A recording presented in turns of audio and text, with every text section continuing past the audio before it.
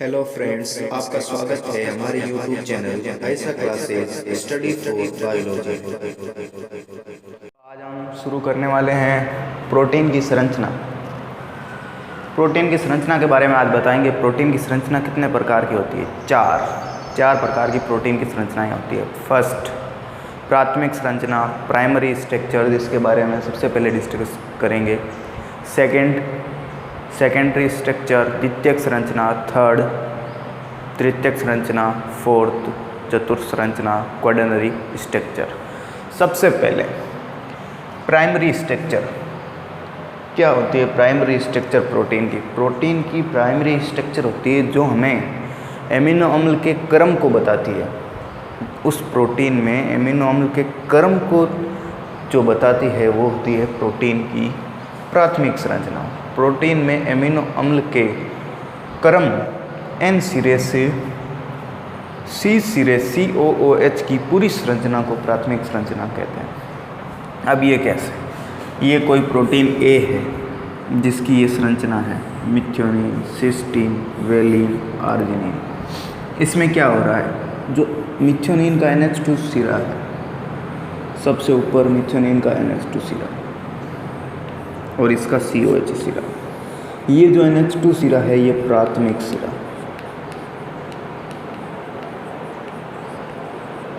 और ये अंतिम सिरा। ये संरचना ऐसे N सिरे से C सिरे की ओर की पूर्ण संरचना, इस पूरी संरचना को प्राथमिक संरचना या बेस जो कहते हैं, प्राथमिक संरचना होती है। एमिनो अम्ल के क्रम की जो बेस होती है वो प्राथमिक संरचना होती है किसी भी प्रोटीन के लिए, मिथ्योनिन, सिस्टीन, वेलिन, आर्जिनिन। अब आप कहोगे सर ये तो हमें पता नहीं है, ये कैसे आए? तो ये हम कोई भी ले सकते हैं। मैंने ये रैंडम उठा के यहाँ लिए हैं। यहाँ हम ऊपर है सिस्टीन लिख देते हैं, नीचे मिथ्योनिन, कोई फ़र्क नहीं पड़ता। हमारे पास जैसे ये एमिनो एसिड हैं, तीन एमिनो एसिड लिए हैं। मैंने यहाँ किसी एमिनो एसिड का पर्टिकुलर नाम नहीं लिखा, यहाँ R लिख दिया। आप कुछ भी यहाँ ले सकते हैं R की जगह। तो यहाँ पर जो एमिनो एसिड का क्रम हम जोड़ेंगे तो यहाँ से एक H2O का निर्माण हुआ, यहाँ से एक H2O का निर्जलीकरण हुआ। तो यहाँ पर हमने देखा था पेप्टाइड बॉन्ड बनता है, सिस बॉन्ड बनता है। उसकी चर्चा हम पहले वीडियो में कर चुके हैं। आप अगर उसके बारे में जानना चाहते हैं तो हमारा पुराना वीडियो देखिए। तो यहाँ से H2O निकल जाते हैं और यहाँ पर एक पेप्टाइड बॉन्ड बन जाता है या सिस बॉन्ड बन जाता है H2O के निर्जलीकरण से। अब होता क्या है, ये जो इसका जो प्राथमिक सिरा, ये NH2 सिरा यहाँ पर स्वतंत्र रहता है, N सिरा, और बीच में ये बॉन्ड आ जाते हैं, सिस बॉन्ड, ट्रांस बॉन्ड, सॉरी इसे ट्रांस बॉन्ड कहा था हमने, ट्रांस बॉन्ड। ये ट्रांस बॉन्ड आ जाते हैं और सबसे अंतिम में आ जाता है अंतिम C सिरा जो COOH से अंत होता है। लेकिन ये दोनों सिरे लास्ट में स्वतंत्र रहते हैं, इसीलिए संरचना N सिरे से C सिरे की ओर। अब क्वेश्चन आता है, जैसे यहाँ पर सिस्टीन, वेलिन, मिथ्योनिन,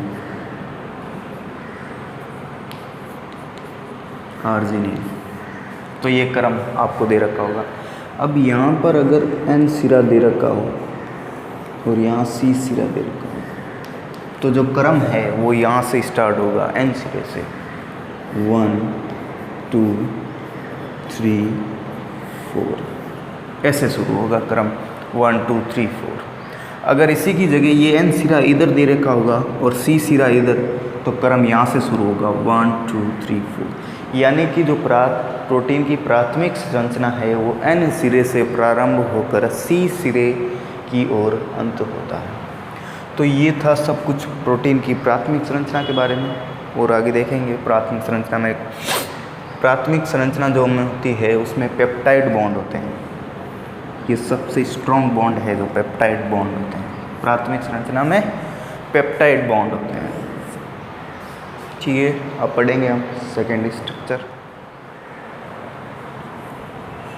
तो अब हम बात करेंगे प्रोटीन की सेकेंडरी स्ट्रक्चर, द्वितीयक संरचना के बारे में। उससे पहले मैं आपको दो चीज़ और बता देता हूँ कि प्रोटीन की जो प्राथमिक संरचना है उसमें पेप्टाइड बॉन्ड होते हैं जो आपस में मजबूती से जुड़े हुए रहते हैं। और जो प्रोटीन की प्राथमिक संरचना है वो में प्रोटीन की स्थिति जो संरचना है उसके बारे में बताती है। तो अब चलते हैं हम सेकेंडरी संरचना। सेकेंडरी संरचना में हमारे पास क्या होते हैं, प्रोटीन में पुनरावर्त या घुमाव, विभिन्न क्षेत्रों में प्रोटीन में जो होते हैं घुमाव हो जाते हैं। अब कैसे हो जाते हैं घुमाव, जैसे यहाँ पर सिस्टीन, मेथियोनिन, वेलिन, ट्रिप्टोफैन, जैसे ये प्रोटीन की प्राइमरी स्ट्रक्चर है, सीधी श्रृंखला होती है प्रोटीन की प्राइमरी स्ट्रक्चर। बेस होता है जो होता है प्रोटीन की प्राइमरी स्ट्रक्चर, जो एमिनो अम्ल के क्रम को बताता है। ये प्रोटीन की जो है प्राथमिक स्ट्रक्चर, ये एन सिरा और ये जो है सी सिरा। अब सेकेंडरी स्ट्रक्चर में क्या होता है, इसमें घुमाव उत्पन्न हो जाते हैं। कैसे, ये यहाँ तक तो सीधी थी, फिर ये यहाँ घुमाव, फिर ये सीधी, फिर ये यहाँ घुमाव।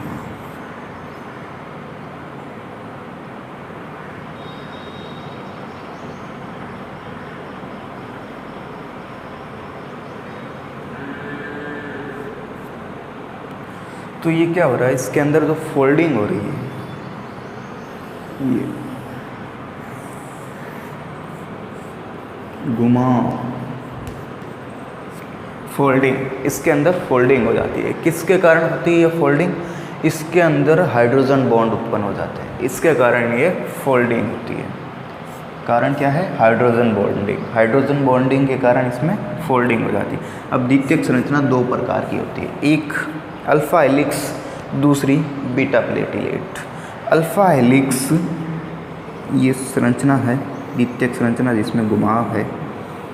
अब इन दोनों घुमावों के मध्य 5.4 एंगस्ट्रॉम की दूरी होती है। एक एंगस्ट्रॉम कितना होता है, 5.4 एंगस्ट्रॉम की दूरी होती है। एक एंगस्ट्रॉम 10⁻⁻10 मीटर और सेंटीमीटर में 10⁻⁻8। तो ये जो दूरी होती है वो 5.4 एंगस्ट्रॉम की होती है और इसमें इंट्रामोलिकुलर हाइड्रोजन बॉन्ड पाए जाते हैं। Intramolecular hydrogen bond alpha helix में पाए जाते हैं। क्या मतलब है हाइड्रोजन मोलिकुलर बॉन्ड के, इसका मतलब है कि इसमें हाइड्रोजन बॉन्ड जो होंगे वो एक ही श्रृंखला में होंगे। इसमें हाइड्रोजन बॉन्ड एक ही श्रृंखला में होंगे। अब इसकी जो दूसरा प्रकार है बीटा प्लेटिलेट।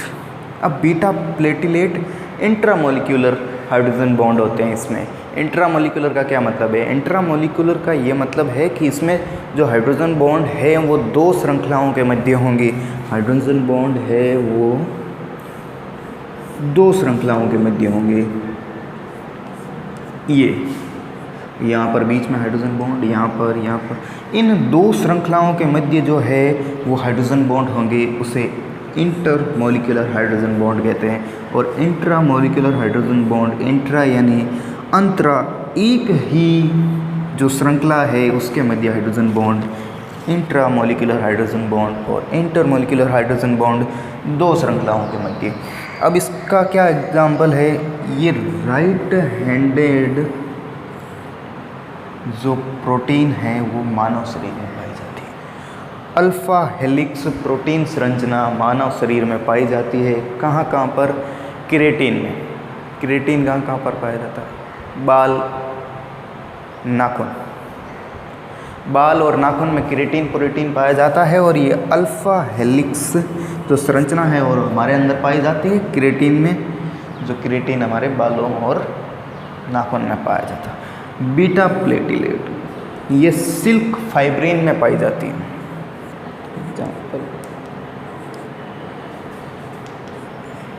सिल्क फाइब्रिन मकड़ी में, सिल्क फाइब्रिन मकड़ी में ये पाई जाती है, मकड़ी में सिल्क फाइब्रिन। और इसका एग्जाम्पल हमने दे दिया। मानव में प्रोटीन अल्फा हेलिक्स, इसका एग्जाम्पल यहाँ पर लिख देता हूँ, केराटिन। बाल वह नाखून, थोड़ा देख लेना, यहाँ जगह कम थी। तो बाल और नाखून में केराटिन प्रोटीन पाया जाता है और ये केराटिन प्रोटीन अल्फा हेलिक्स के रूप में मानव में पाया जाता है। यहाँ तक हमने बात कर ली द्वितीयक संरचना की। अब द्वितीयक संरचना में कौन कौन से बॉन्ड होते हैं इसकी बात हम आगे करेंगे। इसके अंदर जो बॉन्ड होते हैं वो हाइड्रोजन बॉन्ड होते हैं और इन्हीं हाइड्रोजन बॉन्ड के कारण जो द्वितीयक संरचना में है वो फोल्डिंग यानी घुमाव उत्पन्न होते हैं। घुमाव उत्पन्न होने का कारण क्या है? Hydrogen bonding. क्वेश्चन आता है द्वितीयक संरचना में घुमाव उत्पन्न होने का कारण क्या है? Hydrogen bonding. प्रोटीन की तृतीयक संरचना में संपूर्ण फोल्डिंग हो जाती है। इसमें प्रोटीन की 3D संरचना में संपूर्ण फोल्डिंग हो जाती है। द्वितीयक संरचना में क्या हुआ था कि हाइड्रोजन बॉन्ड बन गए थे और उसके कारण कहीं कहीं जगह पर पर्टिकुलर पूरी संरचना में कोई फोल्डिंग नहीं हुई थी। ऊपर सीधी श्रृंखला थी, फिर बीच में फोल्डिंग हुई, फिर सीधी, फिर फोल्डिंग हुई, मतलब कि जगह जगह पर फोल्डिंग हो गई थी द्वितीयक संरचना में। लेकिन जो थर्ड संरचना है इसमें संपूर्ण संरचना में फोल्डिंग हो जाती है, संपूर्ण संरचना में। अब इसमें फोल्डिंग होगी तो इसमें इसके अंदर एमिनो एसिड्स हैं, इसमें एमिनो एसिड हैं तो सतह पर वो एमिनो एसिड आएंगे जो ध्रुवीय होंगे। इस फोल्डिंग कैसे होगी ये कि सतह पर वो एमिनो एसिड आएंगे जो ध्रुवीय एमिनो एसिड होंगे। अब ध्रुवीय एमिनो एसिड कौन से होंगे ये हमने पहले डिस्कस किया है, फिर भी बता देता हूँ। ध्रुवीय वह एमिनो एसिड होते हैं जो जल में घुलनशील होते हैं। वह एमिनो एसिड जो जल में घुलनशील होते हैं वह ध्रुवीय एमिनो एसिड कहलाते हैं। और जो बीच में होंगे वो अध्रुवीय एमिनो एसिड। अध्रुवीय एमिनो एसिड जो जल में घुलनशील नहीं होंगे। फिर हम इसमें बात करते हैं कि इसमें कौन कौन से बॉन्ड पाए जाते हैं। प्रोटीन की 3D संरचना में कौन कौन से बॉन्ड पाए जाते हैं? इसमें हाइड्रोजन बॉन्ड उपस्थित होते हैं। इसमें हाइड्रोजन बॉन्ड होंगे तभी तो फोल्डिंग होगी, हाइड्रोजन बॉन्ड। सेकंड, इसमें वैन डर वाल बॉन्ड होंगे। इसमें हाइड्रोफोबिक बॉन्ड होंगे। इसमें डाइसल्फाइड बॉन्ड होंगे। इसमें 4 प्रकार के बॉन्ड पाए जाते हैं। पहला हाइड्रोजन बॉन्डिंग जिसके कारण घुमाव उत्पन्न होता है। दूसरा वैन डर वाल बॉन्डिंग, स्ट्रॉन्ग बॉन्डिंग के लिए। वैसे वीकनेस का प्रतीक है वैन डर वाल बॉन्ड, लेकिन यहाँ वैन डर वाल बॉन्ड हाइड्रोजन बॉन्ड के साथ है इसलिए। तीसरा हाइड्रोफोबिक बॉन्ड जल में। चौथा डाइसल्फाइड बॉन्ड। 4 प्रकार के बॉन्ड यहाँ पर पाए जाते हैं। फिर अब बात करते हैं तो इस संरचना की। तो प्रोटीन की जो 3D संरचना है ये सबसे स्थायी संरचना है और ये संरचना प्रोटीन के कार्य पर निर्भर करती है। प्रोटीन का कार्य इसी संरचना पर निर्भर करता है। प्रोटीन कार्य करेगा नहीं करेगा ये 3D संरचना पर निर्भर करता है। अगर 3D संरचना किसी प्रोटीन में बन गई तो प्रोटीन कार्य करेगा, नहीं तो प्रोटीन कार्य नहीं करेगा। तो यहाँ पर मैं लिख देता हूँ प्रोटीन का कार्य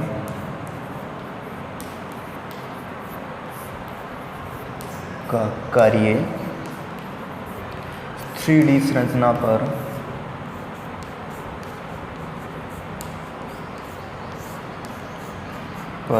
निर्भर करता है।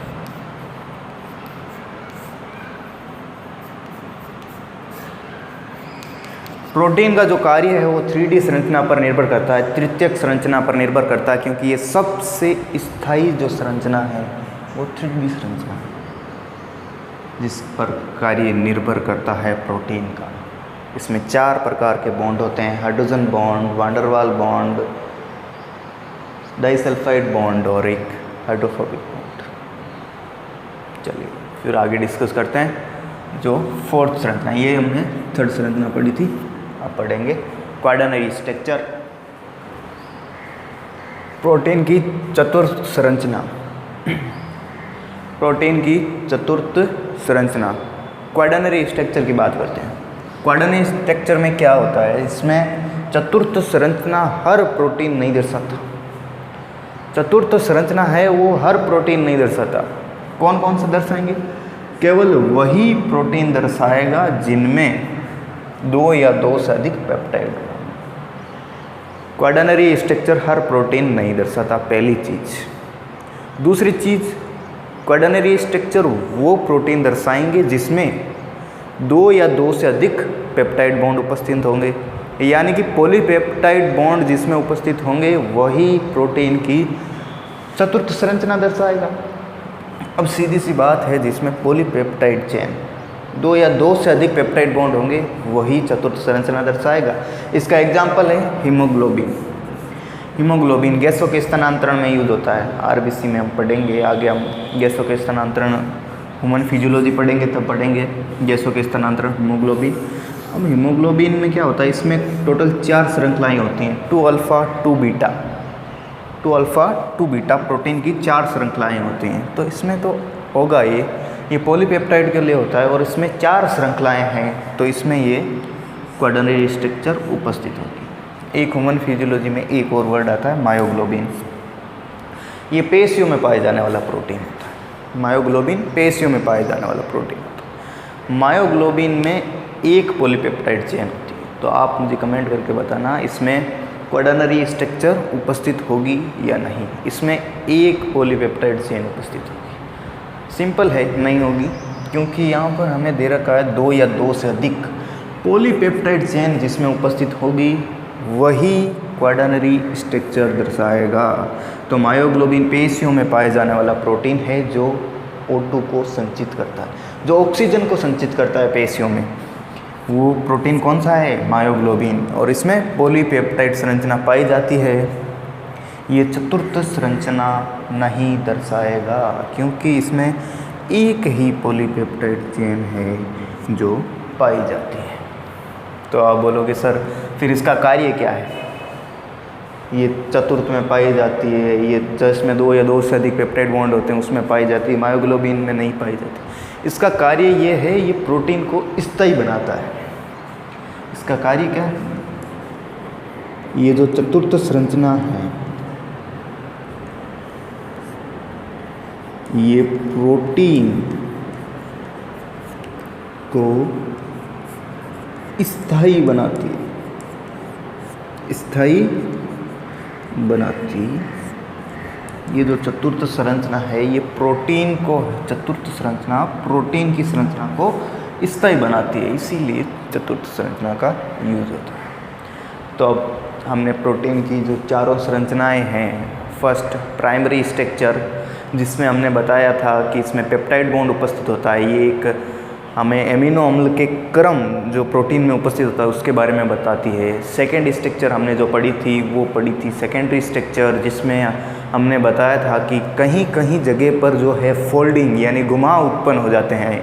सेकेंडरी स्ट्रक्चर में हाइड्रोजन बॉन्ड के कारण वो घुमाव उत्पन्न होते थे, इसीलिए हमने सेकेंडरी स्ट्रक्चर में जो घुमाव का जो कारण बताया था वो बताया था हाइड्रोजन बॉन्डिंग। 2 प्रकार की सेकेंडरी स्ट्रक्चर को हमने पढ़ा था, alpha helix and beta platelet. Alpha helix में इंट्रामोलिकुलर हाइड्रोजन बॉन्ड यानी कि एक ही श्रृंखला में हाइड्रोजन बॉन्ड पाए जाते थे, और सेकेंडली हमने पढ़ा था बीटा प्लेटिलेट जिसमें 2 श्रृंखलाओं के मध्य हाइड्रोजन बॉन्ड पाए जाते हैं, उसे हमने इंटरमोलिकुलर हाइड्रोजन बॉन्ड कहा था। First of all alpha helix का जो एग्जाम्पल है वो मानव प्रोटीन, मानव में जो प्रोटीन पाई जाती है उसमें अल्फ़ा हेलिक्स प्रोटीन पाई जाती है जो हमारे नाखून और केराटिन बालों में पाई जाती है। थर्ड नंबर पे हमने पढ़ा था टर्सरी स्ट्रक्चर जिसमें संपूर्ण संरचना में जो है वो घुमाव उत्पन्न हो जाते हैं, संपूर्ण संरचना में घुमाव उत्पन्न हो जाते हैं, वो होती है टर्सरी संरचना।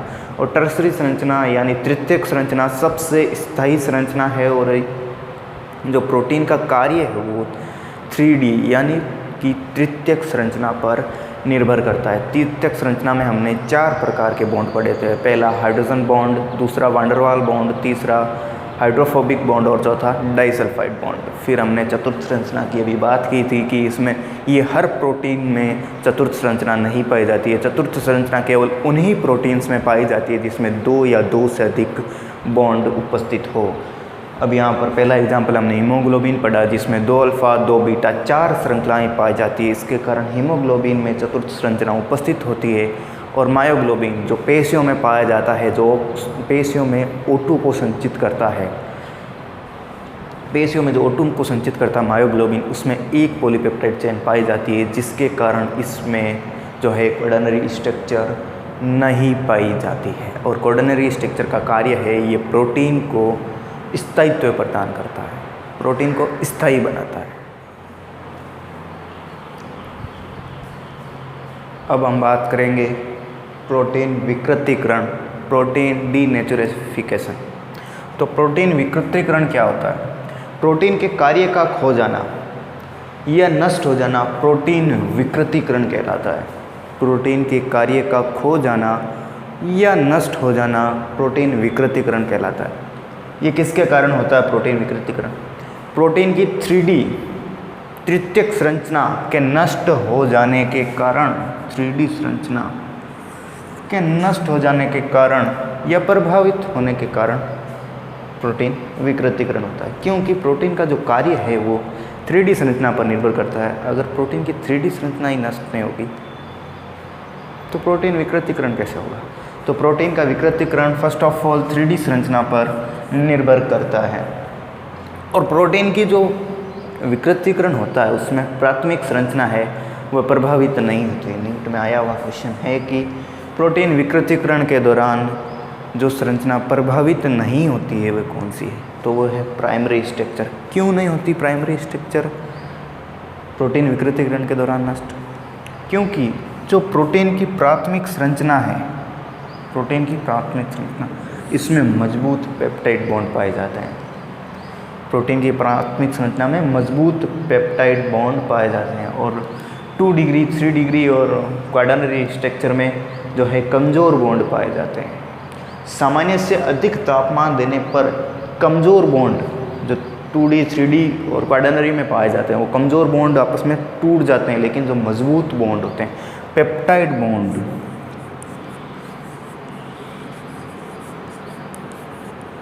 पेप्टाइड बॉन्ड जो प्राथमिक संरचना में मजबूती से जुड़े हुए होते हैं वो टूटते नहीं हैं। इसी कारण प्रोटीन विकृतीकरण में जो है प्राइमरी स्ट्रक्चर पर फर्क या प्रभाव नहीं पड़ता है।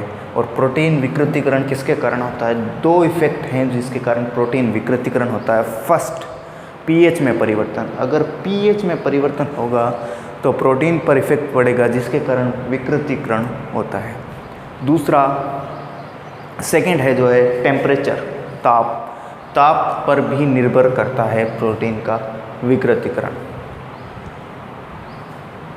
नोट कर लो आप। तो ये यहाँ पर देख रहे हैं आप प्रोटीन फोल्डिंग। प्रोटीन फोल्डिंग कितने प्रकार की होती है? प्रोटीन फोल्डिंग 2 टाइप्स की प्रोटीन फोल्डिंग होती है। एक होती है ग्लोबुलर प्रोटीन्स फोल्डिंग और एक फाइब्रस प्रोटीन फोल्डिंग। ग्लोबुलर यानी गोलाकार प्रोटीन फोल्डिंग, फाइब्रस यानी धागेनुमा प्रोटीन फोल्डिंग। जो ग्लोबुलर यानी गोलाकार प्रोटीन फोल्डिंग होती है वो जल में घुलनशील होती है और फाइब्रस प्रोटीन होती है वो जल में अघुलनशील होती है। अब यहाँ पर जो प्रोटीन है ग्लोबुलर वो गोलाकार होती है, यहाँ पर ये धागेनुमा होती है। ये जो संरचना है ये जो एंजाइम्स में पाई जाती है। ग्लोबुलर प्रोटीन्स किस में पाई जाती है? एंजाइम्स में, हीमोग्लोबिन में, मायोग्लोबिन में, इनमें पाई जाती है ये संरचना globular proteins. Fibrous protein keratin और कोलेजन जो संरचनात्मक प्रोटीन है, जो हमारे शरीर का जो ढांचा बनाते हैं, संरचनात्मक प्रोटीन्स, उनमें क्या पाई जाती है? Fibrous protein.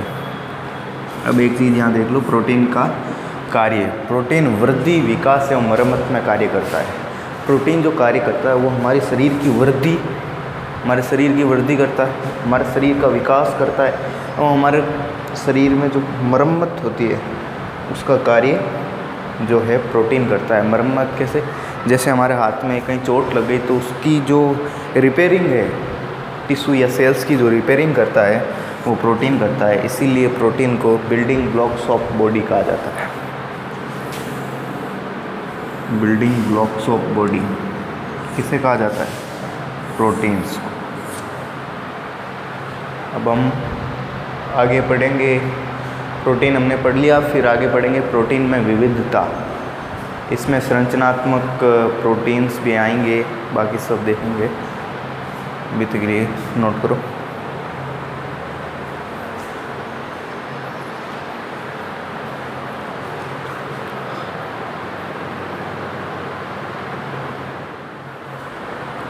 अब हम प्रोटीन विविधता के बारे में पढ़ेंगे, जिसमें सबसे पहले संरचनात्मक प्रोटीन, जो हमने पहले फाइब्रस प्रोटीन धागेनुमा संरचना में भी पढ़ा, उसका एग्जाम्पल था संरचनात्मक प्रोटीन। तो ये क्या करता है? संरचनात्मक प्रोटीन किसी भी सेल्स को यांत्रिक सहयोग देता है और मजबूती प्रदान करता है। एक तो यांत्रिक सहयोग देगा और एक दृढ़ता यानी मजबूती प्रदान करेगा। इसके एग्जाम्पल हमने अभी बताए थे, केराटिन, कोलेजन, इलास्टिन,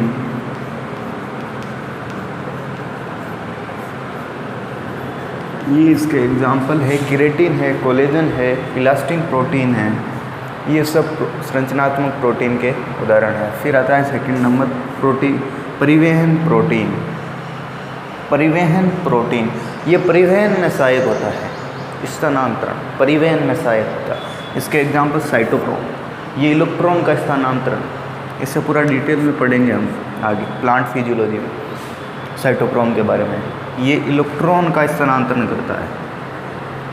प्रकाशिक अभिक्रिया, अप्रकाशिक अभिक्रिया, उन सब में ये काम आएगा। इलेक्ट्रॉन का स्थानांतरण किसके द्वारा? साइटोक्रोम के द्वारा। दूसरा हीमोग्लोबिन, ह्यूमन फिजियोलॉजी में इसे पढ़ेंगे। गैसों के स्थानांतरण में, ह्यूमन फिजियोलॉजी में पढ़ेंगे, गैसों के स्थानांतरण में कौन होता है? हीमोग्लोबिन। इसमें 2 अल्फ़ा 2 बीटा श्रृंखलाएँ पढ़ी जाती है। 4 प्रकार की श्रृंखलाएँ होती है, 2 अल्फ़ा 2 बीटा। एक हमने इसके जैसा ही मायोग्लोबिन पढ़ा था, जो पेशियों में ऑक्सीजन को संचित करता है। उसमें एक पॉलीपेप्टाइड चेन होती है, इसमें 4 होती है, 2 अल्फ़ा 2 बीटा। फिर GLUT4, ग्लूकोज ट्रांसपोर्टर होता है GLUT4। ये क्या करता है? ये किसी भी कोशिका झिल्ली पर पाया जाता है और जो रुधिर में जो ग्लूकोज है उसे कोशिका में स्थानांतरित करता है। GLUT4 क्या करता है? कोशिका झिल्ली पर ये पाया जाता है और ये रुधिर में उपस्थित ग्लूकोज को कोशिका में स्थानांतरित करता है, GLUT4। फिर प्रतिरक्षा में डिफेंस प्रोटीन जिसे हम कहते हैं, वो कौन सा है? एंटीबॉडी। इसे इम्यूनोग्लोबुलिन या आर ग्लोबुलिन्स भी कहते हैं, 3 नाम हैं। एंटीबॉडी तो आपने सुना ही होगा, इसे एक और इम्यूनोग्लोबुलिन या आर ग्लोबुलिन भी कहते हैं। फिर पेशीय संकुचन में, लास्ट इस प्रोटीन विविधता का पेशीय संकुचन में।